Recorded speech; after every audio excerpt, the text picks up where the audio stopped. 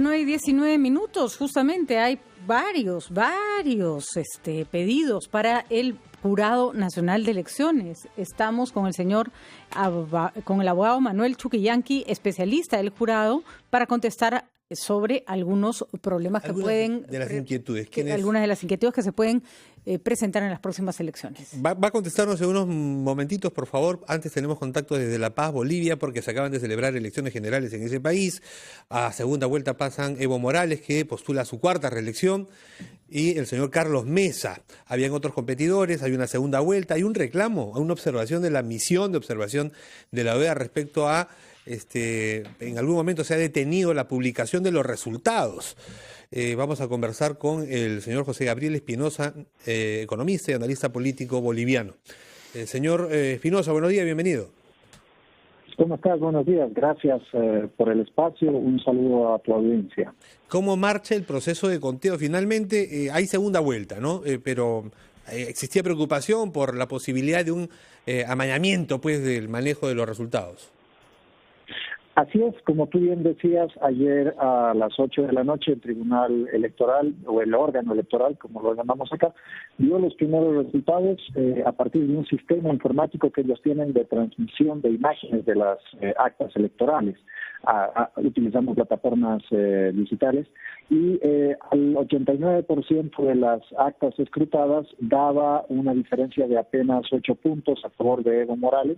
Esto, evidentemente, al no haber superado Evo Morales el 50% de la votación más un voto, indicaba una segunda vuelta. Sin embargo, a las 10 de la noche, el Tribunal Electoral decide suspender este conteo rápido de votos, porque además la única empresa habilitada en Bolivia para hacer un conteo electoral en boca de urna, que es Vía Ciencia, que entre paréntesis ha sido una empresa acusada por la oposición por estar parcializada con el oficialismo, emite un resultado al 100% de boca de urna y señala que la diferencia era de menos de 6 puntos porcentuales. Entonces, esto ha generado una serie de problemas, una serie de desconfianzas en la población en general, pero también en los actores políticos, a lo que hay que sumar que el presidente, en una conferencia de prensa ayer a las 10:30 de la noche más o menos, se declara ganador, ¿no? Se declara ganador, no acepta la segunda vuelta y dice que va a esperar el voto del campo, estos 11% de actas que faltan por escrutar, para ver si hay o no segunda vuelta. Entonces, realmente se ha generado un clima en este momento de falta de confianza y de incertidumbre bastante grande en Bolivia. Señor Espinosa, los dos candidatos que quedaron tercero y cuartos, es decir, el señor Chile y el señor Ortiz, han dado su respaldo a Carlos Mesa, lo que matemáticamente hace pensar que él podría ganar la segunda vuelta. Faltan 2 meses para ella. ¿De qué manera puede proponer un programa adaptado a una población que se ha acostumbrado durante 3 años a vivir bajo Evo Morales y que puede tener miedo de perder algunas de las cosas adquiridas durante ese mandato? Es decir, ¿qué lineamientos principales pueden asegurar la victoria de Carlos Mesa? Bien, Carlos Mesa ha sido bastante conservador en lo económico, por lo menos. Ha hablado de mantener el clima macroeconómico relativamente similar al que se ha mantenido en los últimos años en Bolivia. Es decir, ha dicho que no va a tocar el tipo de cambio, por ejemplo, ha dicho que va a revisar el déficit fiscal, pero que evidentemente no va a poder hacer reducciones drásticas en sus primeras gestiones, por lo tanto, se está diciendo que va a mantener un ritmo de gasto público relativamente alto. También ha dicho que las empresas públicas que ha constituido el actual gobierno de Evo Morales, pues van a ser sometidas a un proceso de revisión, pero no necesariamente de cierre o de privatización. En líneas generales, de hecho, esa es una de las críticas que Óscar Ortiz o la gente de otros partidos opositores le había hecho a Carlos Mesa.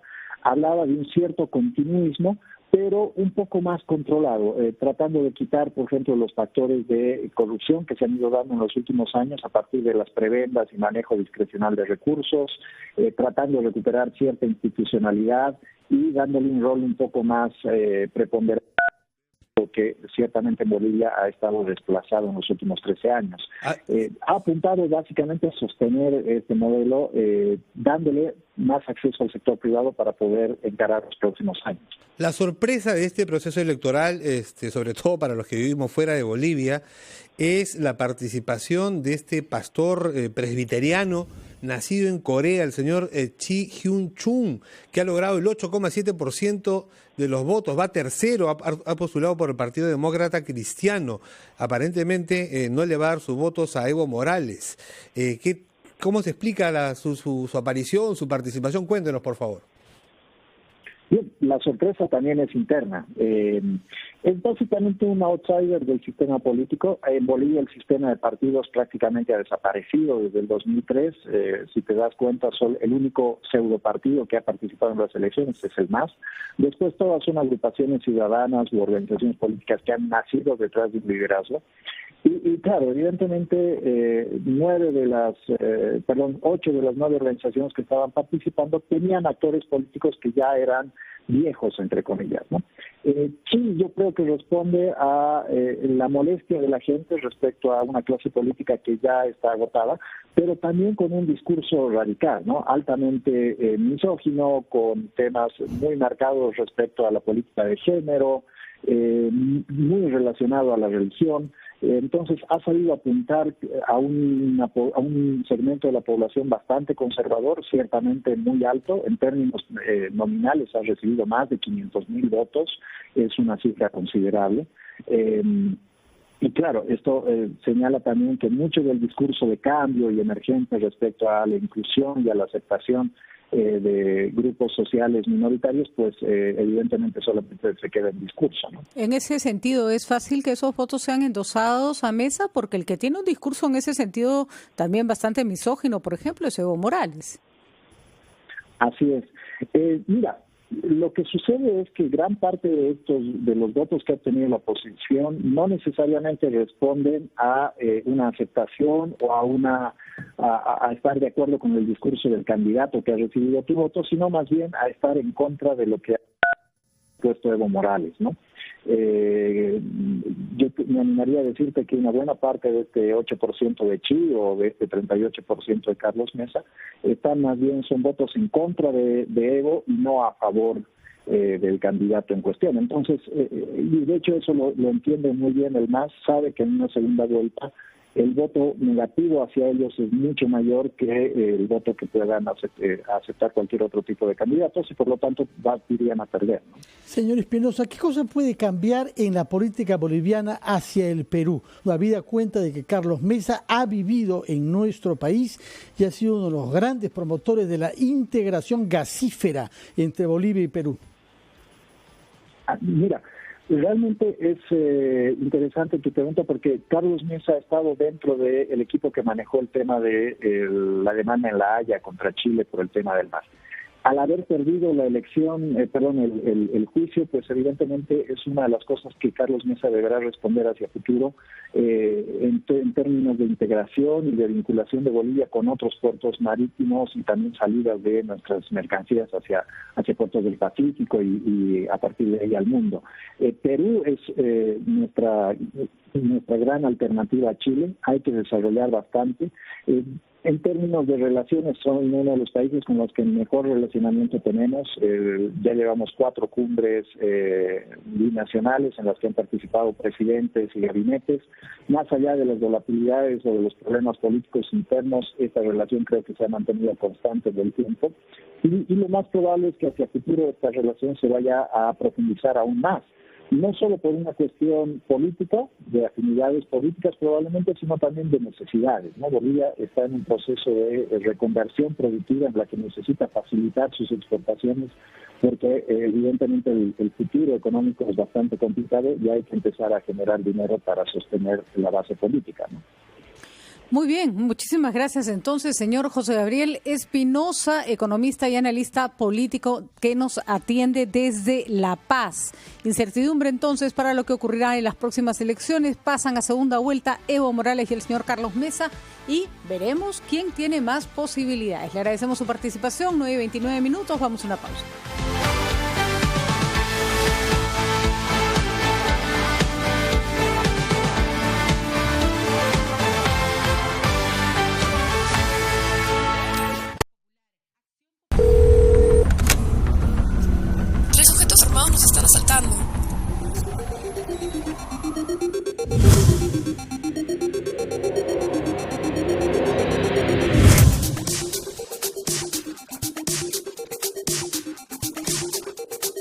Cuando estés lejos de sentirte seguro, contacta al Rotafono, la línea de ayuda más efectiva. Llámanos al 438-8008. Contáctanos a nuestro WhatsApp 951-431-013 o encuéntranos en Facebook y Twitter usando el hashtag Rotafono.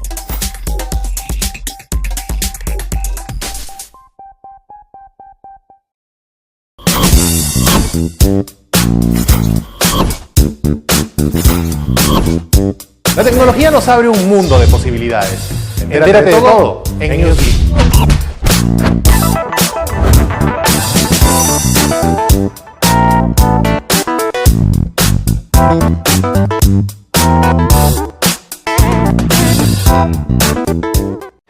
Todos los peruanos que tengan los apellidos que figuran en una lista de la Embajada de España accederán a la nacionalidad española inmediatamente. Hay mentiras disfrazadas de noticia. Fíjate en la información, pero también en quién te la da. Felizmente existe RPP. Confianza por todos los medios. ¿Tener una sola red social? ¿Tener amigos iguales? ¿Escuchar un solo género en un solo idioma? Nah, no nos gusta una sola cosa. En Estudio 92, como tú, preferimos variedad. Porque a veces estás en modo chill y luego en modo juerga. Porque es más chévere escuchar música de todo el mundo. Y si es con gente buena vibra en conducción, mejor. Tenemos todo lo que te gusta y a tu manera, porque la diversión está en la mezcla. Estudio 92. Primeros en tu música.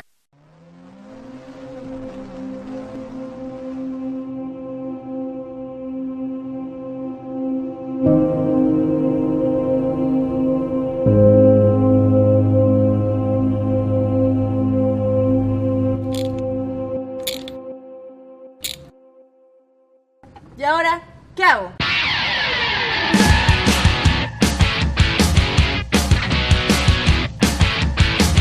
Todos los lunes a las 10 de la noche. Al Volante por RPP TV. Radio Oxígeno.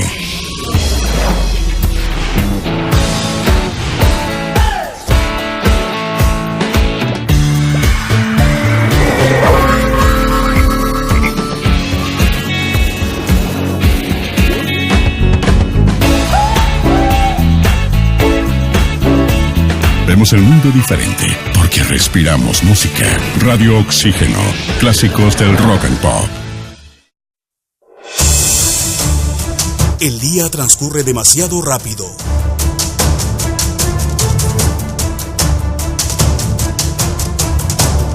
Nosotros nos detenemos para analizar los hechos y explicártelos al final de la jornada.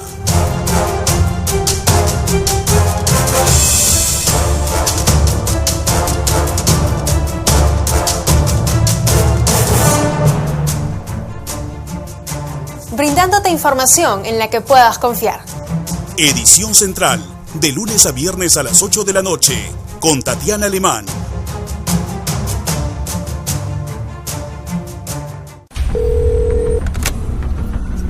Tres sujetos armados nos están asaltando.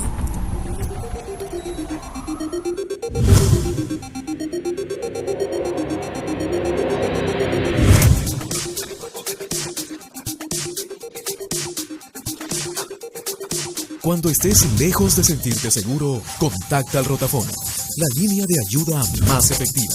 Llámanos al 438-8008. Contáctanos a nuestro WhatsApp 951-431-013 o encuéntranos en Facebook y Twitter usando el hashtag Rotafono.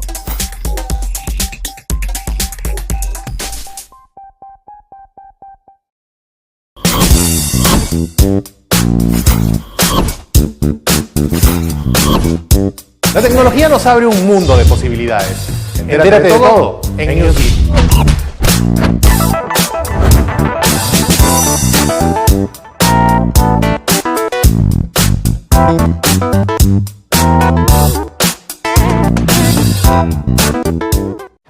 Todos los peruanos que tengan los apellidos que figuran en una lista de la Embajada de España accederán a la nacionalidad española inmediatamente. Hay mentiras disfrazadas de noticia. Fíjate en la información, pero también en quién te la da. Felizmente existe RPP. Confianza por todos los medios.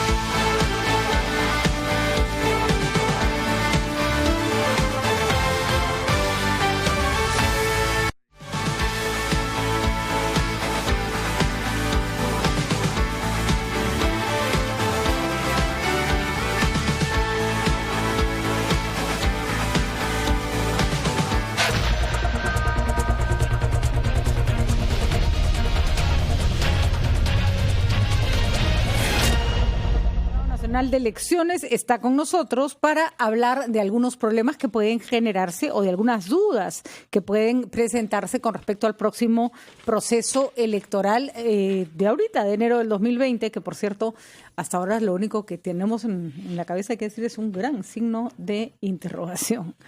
Porque los partidos políticos, por ejemplo, los que han anunciado su decisión de participar, no saben todavía quiénes pueden participar. Si los congresistas que tienen el mandato revocado, y si es que no pueden participar ahora ellos, ¿podrán hacerlo en el 2021? Bueno, hay otras dudas tal vez. Sí, la primera tiene que ver con los votantes. ¿Cómo saber que no hay errores en los nombres y en las direcciones de los votantes? Que eso puede invalidar el hecho de que uno después vaya a votar. Bueno, buen día. Buenos días. Bienvenido. Sí, primero hay que recordar que el proceso electoral se ejecuta con el trabajo de 3 instituciones públicas que son las encargadas, ¿no? Son los organismos del sistema electoral, el Jurado Nacional de Elecciones, OMPE y RENIEC. Cada una de estas tiene sus competencias y el padrón electoral es elaborado por el RENIEC, pero el Jurado Nacional de Elecciones tiene una función fiscalizadora de todo el proceso electoral, lo que incluye al padrón electoral. Ese es el caso en este momento en el cual tenemos desplegados fiscalizadores del padrón electoral a nivel nacional que están verificando justamente que la información que RENIEC nos ha venido proveyendo es la correcta, ¿no? Que los ciudadanos vivan en las direcciones que señala su DNI, que no haya personas que sean fallecidas.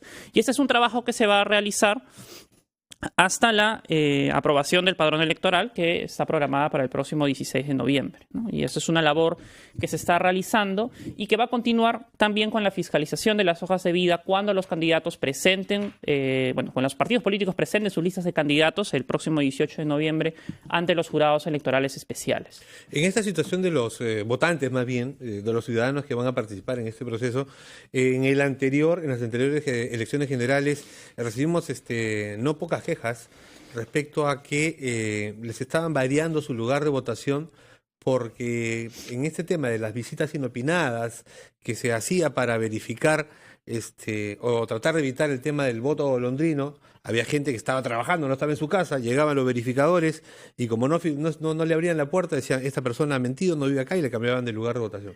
Primero hay que recordar que el voto golondrino es un fenómeno que generalmente se presenta en las elecciones regionales y municipales. No es un fenómeno que afecte en verdad a las elecciones generales y a una elección nacional, como es el caso del referéndum del año pasado o la elección congresal extraordinaria que vamos a tener en enero, ¿no? ¿Pero van a hacer igual verificaciones domiciliarias? Sí, claro, se hace verificaciones domiciliarias para justamente corroborar que la información del padrón es la correcta, ¿no? Para que el padrón que tengamos finalmente sea un padrón saneado y que luego ya la Oficina Nacional de Procesos Electorales pueda continuar también con sus propias funciones, puesto que ellos tienen que distribuir el material electoral sabiendo cuántos electores hay en cada lugar y ellos son los que se encargan también de la organización de las mesas electorales. Abogado Chuquillanqui, usted es asesor del presidente del JNE y sabe, como ha dicho mi colega Ricardo Gómez, que la inquietud principal es saber si la reelección se aplica o no en esta elección. ¿Por qué es que el jurado no ha querido clarificar esto tal como clarificó la no vigencia de otras reformas aprobadas recientemente en su comunicado inicial? ¿Por qué tenemos que esperar a que se inscriban candidatos que quieran reelegirse para que se pronuncien, además por el sistema complicado de un jurado provincial y que ascienda hasta el JNE? ¿Por qué esa falta de claridad mantenida? Lo primero que hay que recordar es de que el Jurado Nacional de Elecciones, con la resolución 155 que emitió, señala cuál es el marco legislativo aplicable. Porque había un grupo de leyes que fueron aprobadas el 27 de agosto y que se estaba en duda si es que estas eran aplicables o no al proceso. Esta duda ha sido resuelta por el Jurado Nacional de Elecciones en aplicación estricta del artículo 4 de la LOE, que señala de que entre la elección, hace un año, contando un año hacia atrás, todas las normas que se han aprobado en ese lapso de tiempo no son aplicables a un proceso electoral. Y en ese sentido, esas normas que fueron aprobadas el 27 de agosto, en tanto están dentro de este lapso de intangibilidad, no resultan aplicables sino las anteriores. Es decir, las normas que son vigentes... ¿Quiénes pueden postular entonces? El tema aquí es de que el Jurado Nacional de Elecciones es un tribunal de justicia. Como tribunal de justicia existe una garantía que es la doble instancia. La doble instancia en este caso es ejecutada en primer término por los jurados electorales especiales, que ahorita están en el proceso de instalarse, y posteriormente, si hay una apelación, esto va ante el Jurado Nacional de Elecciones. En tanto, no se puede quebrar esta garantía, porque es una garantía que existe para todo. Pero usted no es parte mismo del colegiado que tiene, perdón, Fernando, que tiene que resolver, sino ese es un especialista. Y si el jurado ha establecido un marco legal para usted, doctor Chuquillanqui, este marco legal se aplica a distintos casos que tienen distintas aristas. Cada una de esas aristas es revisada en primer término por un jurado electoral especial. Pero usted no va a adelantar opinión, sino dice, ¿los congresistas de este Parlamento disuelto pueden postular ahora o no? Ese es un adelanto de opinión. En tanto, va a haber la posibilidad de que el Jurado Nacional de Elecciones tenga que pronunciarse en caso se presente una apelación. Es una garantía, como les repito, de que tiene todo Tribunal de Justicia. ¿Cuándo se inscriben los candidatos? El 18 de noviembre es la fecha límite para la presentación de listas de candidatos. Y el 18 de noviembre presenta un partido su lista de candidatos. Si el Jurado Electoral Especial A le dice que no, se apela ante el Jurado Nacional de Elecciones. Así es. Y el ¿Eso cuánto tiempo demora? Son plazos cortos, como es obviamente semana, el proceso. Son 3 días aproximadamente entre el lapso que se da entre la resolución y la posibilidad para poder apelarla. Luego eso se eleva en el día al Jurado Nacional de Elecciones. El Jurado Nacional de Elecciones tiene que convocar a una audiencia pública, y con la audiencia pública, a partir de allí 3 días se señala. O sea, en diciembre tendríamos conocimiento de quién puede postular o no. Recién, ¿no le parece a usted? Hay que tener en cuenta también lo que señala la ley vigente. La ley vigente habla, por ejemplo... Hay una contradicción, doctor Chuquillanqui, que rapidito nada más, y disculpe, porque mis compañeros también tienen otras preguntas. Si es que recién en noviembre, finales de noviembre y diciembre, se va a determinar quiénes pueden postular o no cuando se presente un reclamo o una solicitud precisamente para postular, ¿cómo hacen entonces los militantes y los propios partidos para definir sus listas de candidatos si no saben quién está habilitado y quién no? A ver, en primer lugar, primero hay que recordar que ahorita estamos en un periodo de democracia interna. Todas las organizaciones políticas tienen sus afiliados, tienen la posibilidad también de invitar personas, pero y van a desarrollar todo este proceso. No saben si pueden incluir a candidatos. Lo otro hay que recordar es de que la lista de candidatos, o sea, digamos, los candidatos que se presentan pueden ser excluidos incluso hasta 30 días antes de la elección. Eso quiere decir que 30 días antes de la elección se van a tener listas completamente saneadas. Hasta ese lapso, que es el lapso mínimo que requiere la OMPE, por ejemplo, para poder hacer la distribución del material electoral a nivel nacional. ¿Podemos contar los meses? Estamos a 21 de octubre. ¿Cuándo se presentan las listas? Las listas de candidatos tienen como límite el 18, pero pueden presentarse antes. Pero hagamos ejercicio peruano. Todo el mundo se presenta al final. 18 de noviembre. Entonces, de ahí, eso va a ser revisado por el Jurado Nacional de Elecciones. Por los jurados electorales especiales. Entonces, un candidato es observado por el Jurado Electoral Especial. Tiene derecho a reclamar. Claro, puede apelar la resolución del Jurado Electoral Especial. Entonces, va a ir al Jurado Nacional. Esto se apela al Jurado Nacional de Elecciones. De acuerdo. ¿Eso cuánto demora? Por eso, hay plazos breves, ¿no? Desde que se emite la resolución del Jurado Electoral Especial, hay 3 días para poder presentar la apelación. Esto se eleva en el mismo día. De acuerdo, pero ¿cuánto demora que el Jurado Electoral Especial se pronuncie? En ánimos de que este proceso es un proceso especial y tenemos plazos bastante cortos, se está obviamente haciendo la invocación cuando se instalen los jurados electorales especiales y cuando se genere la capacitación para poder producir, para que se pronuncien en el menor lapso posible. Eso quiere decir que... Usted sabe que la invocación es una invocación. La ley, ¿cuánto tiempo le da al jurado especial? El jurado electoral especial tiene que pronunciarse en el más breve plazo. Todos los procesos electorales, indistintamente de que sea un proceso corto o no, tienen plazos, digamos, perentorios. Eso me gustaría saber. Los jurados electorales especiales tienen que pronunciarse en el más breve plazo posible. De acuerdo. ¿Cuál es ese? Dentro de los plazos que establece, por ejemplo, tenemos en el cronograma electoral especial una fecha límite para poder pronunciarse sobre las listas admitidas. Eso quiere decir de que esas listas son las que, digamos, en principio habrían cumplido con todos los requisitos. Necesito una fecha. 3 de diciembre. 3 de diciembre, ya. Ahí entonces si hay una impugnación. El 3 de diciembre pasa al Jurado Nacional de Elecciones. El 3 de diciembre estamos hablando de listas admitidas. Cuando hablamos de listas admitidas significan que son listas que ya han cumplido con todos los requisitos de ley en principio. Ahora, los ciudadanos pueden presentar tachas contra los candidatos de las listas admitidas. O sea, el 3 de diciembre ustedes ya le dijeron a una persona que se ha presentado, por ejemplo, el congresista Becerril, que si puede o no puede postular. Al 3 de diciembre lo que se tienen son listas que en principio han cumplido con todos los requisitos que la ley exige. Por ejemplo, democracia interna. por ejemplo, que hayan cumplido con las cuotas electorales. La pregunta es bastante precisa. El 3 de diciembre, un congresista que está aplicando una suerte de reelección ya va a saber que no está tachado. En principio, los jurados electorales especiales van a ser los que van a tener que emitir la opinión en primer Entonces, de ahí pasa al Jurado Nacional. Va a pasar al Jurado Nacional de Elecciones y el Jurado se puede demorar.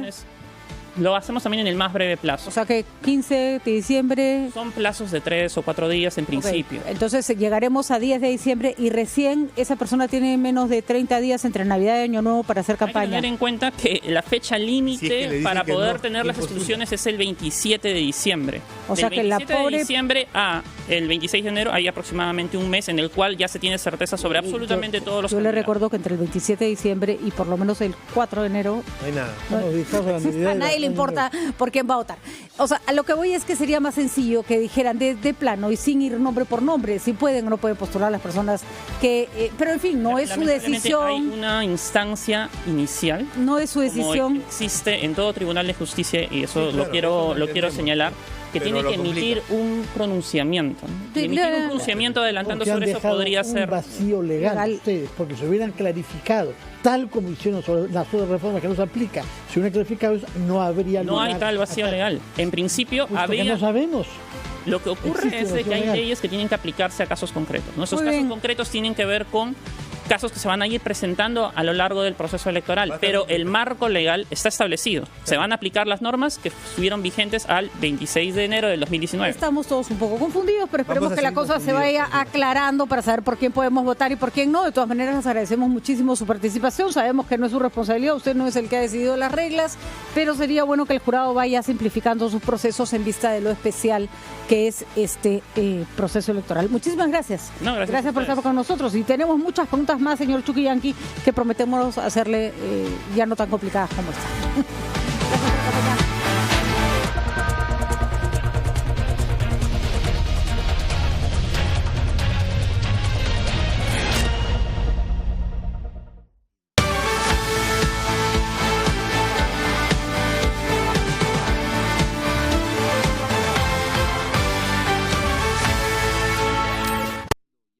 Es momento de un café de noticias. 1. Esta tarde el Poder Judicial decidirá si impone o no prisión preventiva a Melissa González, la joven responsable del accidente de tránsito que provocó la muerte de 2 jóvenes en Lima. 2. La Cámara de Diputados de Chile aprobó el proyecto enviado de urgencia por el presidente Sebastián Piñera para dejar sin efecto el alza del precio de los pasajes que provocó las violentas protestas en ese país. 3.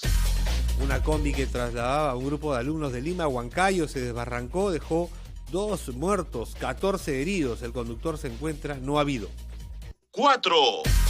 El presidente de Bolivia, Evo Morales, logró 45% de los votos, mientras que el expresidente Carlos Mesa supera el 38%. Ambos van a una segunda vuelta en diciembre próximo. 5. Universitario de Deportes empató sin goles con César Vallejo. Se mantiene, sin embargo, como único líder del torneo Clausura, un punto por encima de Alianza Lima y Sporting Cristal. Cafetal presentó ¡Qué buen café de noticias! Es momento de un café de noticias. Llegó gracias a... En el Perú nos gustan las experiencias auténticas. Por eso, hace más de 60 años, disfrutamos del inconfundible aroma y sabor de Cafetal. El café de verdad. Feria Taurina del Señor de los Milagros 2019, con las mejores figuras del toreo: Enrique Ponce, José María Manzanares, Sebastián Castela, Miguel Ángel Pereira, Cayetano Rivera, Joaquín Galdós y por supuesto nuestro gallo peruano Andrés Rocarrey. Hacho 2019, del 20 de octubre al 1 de diciembre. Entradas a la venta en Teleticket. El programa Valle Lindo de Tía María ya está en marcha. Limpieza de canal de regadío Buenavista. Tuvimos la idea de gestionar a través de la empresa South del Perú. Hemos sacado piedras, cascajo, mala hierba mayormente que ensucian el canal. Es muy importante porque la población consume esta agua. Son 4 kilómetros de limpieza que nos ha apoyado la empresa South. Rehabilitación Centro Deportivo Torino. Yo he nacido aquí en este pueblo y siempre hemos estado olvidados. Acá vamos a hacer el mejoramiento de la losa deportiva de nuestro pueblo. Para el desarrollo de los niños, los jóvenes, para que hagan su deporte con mucha más seguridad. Vamos a tener servicios higiénicos que hace mucho tiempo nos hacía falta, ¿no? Manos a la obra. A nosotros nos ayuda para nuestra economía familiar. Valle Lindo, un programa del proyecto Tía María, puestos de trabajo y obras para que la gente pueda vivir mejor. Somos viento, somos lluvia y caminamos sin dudar. Abre tu mente, enciende tu luz, nunca desmayes, nunca te rindas. Vive así, sin mirar nunca atrás. Universidad Ricardo Palma. Formamos para la vida. ¿Cómo somos los peruanos? Amable. Somos peloteros, somos hinchas. ¿Juegas pelota? Emprendedores, pero a algunos se les pueden pegar las sábanas. ¡De buen diente! ¡Uy, qué rico huele! Somos divertidos. Descubrir nuestra identidad es el reto de este programa. Todos los miércoles a las 10 intentaremos averiguar usted y yo cómo somos los peruanos.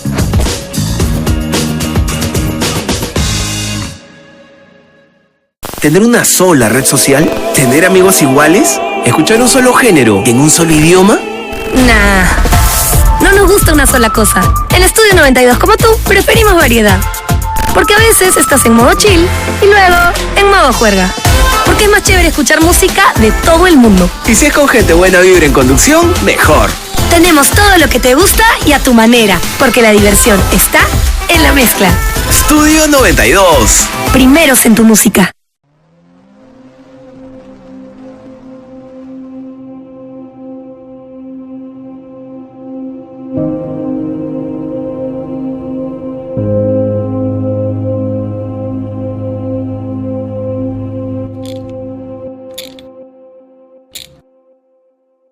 ¿Y ahora qué hago?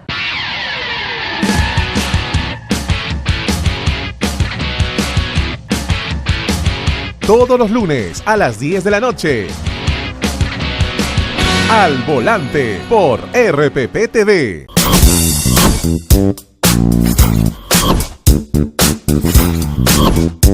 La tecnología nos abre un mundo de posibilidades.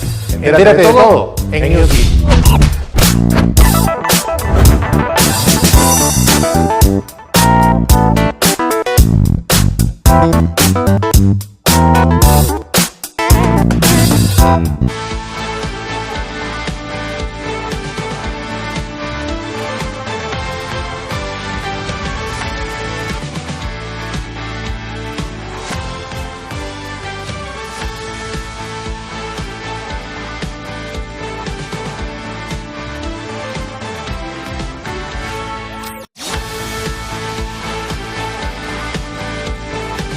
Mañana con 53 minutos, estamos de regreso con ampliación de noticias y vamos a conversar con la alcaldesa de la provincia de Guarochirí, la señora Evelyn Feliciano Ordóñez, a propósito de este accidente que hemos tenido en la carretera central, kilómetro 103, en Chicla.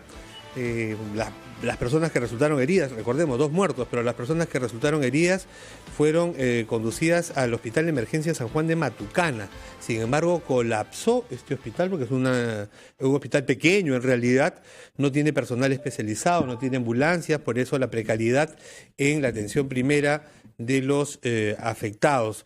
Está entonces la alcaldesa reclamando del Ministerio de Salud a la ministra directamente y por presión de la propia población de Matucana la construcción de un hospital más grande, ¿no? Y ahí ahora mismo se ha programado un plantón para reclamar atención y que la ministra atienda ese pedido que dice ya tiene algún tiempo también esperando respuesta. Vamos a conversar con ella más adelante, ¿no? Hemos tenido un inconveniente, pero es el reclamo de la población de Matucana, de la alcaldesa de la provincia de Guarochirí. Ahora, lo que es chocante, Ricardo, que un accidente de esa gravedad no puede ser atendido en un sitio cercano, porque bajar desde allá hasta Lima, con el tráfico que sabemos que hay en la carretera central, es totalmente imposible. Y el hospital de Matucana, capital de Guarochirí, tiene más de 100 años. Y es muy pequeño. Y no tiene personal especializado. Tampoco ambulancias. Alguna lista de prioridades tiene que haber, ¿no? Alguna lista de prioridades de cosas que ya no se pueden seguir postergando. Entendemos las deficiencias, la falta de presupuesto para algunas cosas. Hay plata, el problema es ese, Patricia. Sí, una lista de prioridades. No hay gestión. Que no puedes tener un lugar como la carretera central sin tener un hospital que pueda atender las emergencias del caso. Son las 9:55. Nos quedamos con la receta de Gastón. No nos han contado, chicos, qué hay en la receta del día de hoy. No. A ver, ¿llega o no llega? Vamos con que sea sorpresa. Vamos con la receta de Gastón. Está buena tu salida. Sorpresa, entonces. Vamos a ver qué nos trae Gastón el día de hoy. Gracias, Fernando. Gracias, Ricardo. Gracias a todos ustedes. Se queda en RPP Confianza por todos los medios. Usted se queda en casa.